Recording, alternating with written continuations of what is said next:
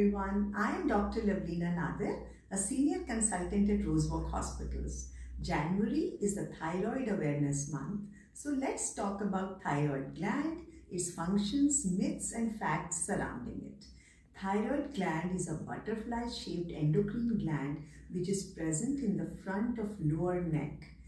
It produces thyroid hormone, which helps the body to use up energy, stay warm, and also ensures proper functioning of brain, heart, and muscles.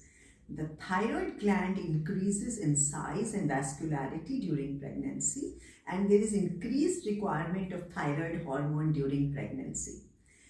If there is excess of thyroid hormone in the body, it is known as hyperthyroidism, and if there is deficiency of thyroid hormone, then it is known as hypothyroidism. Now, untreated hypothyroidism in pregnancy can have negative obstetric outcomes. In a mother, it may lead to muscle weakness, it may lead to muscle cramps, anemia, placental abnormalities, placental abruptions, postpartum bleeding, and preeclampsia. In a baby, untreated hypothyroidism may lead to cognitive, developmental abnormalities. So it is very essential to screen all women for hypothyroidism during pregnancy. Also, women with autoimmune disorder, goiter, or pre-existing history of hypothyroidism must be screened during pregnancy. The way to screen is to do TSH, which stands for thyroid stimulating hormone.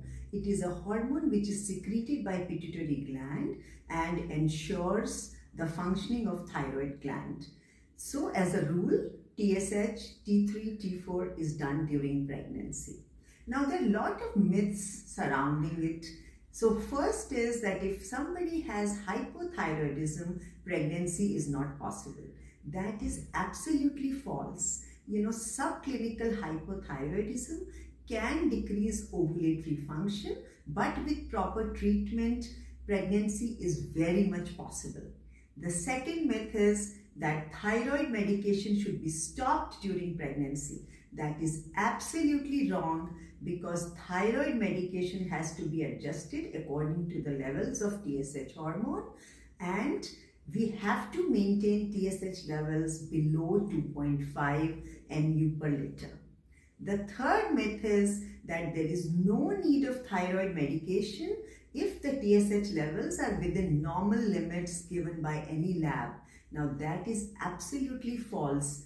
If the TSH levels are more than 3, they have to be adjusted. The thyroid medication has to be increased during pregnancy to ensure that the TSH levels are below 2.5 in first trimester and remain below 3 in later half of pregnancy. Another myth is that soya products should not be consumed for people who have hypothyroidism. There is no scientific evidence which proves that. The only thing is that soya products may hinder the absorption of thyroid medication. So thyroid medication should always be taken on empty stomach the first thing in the morning.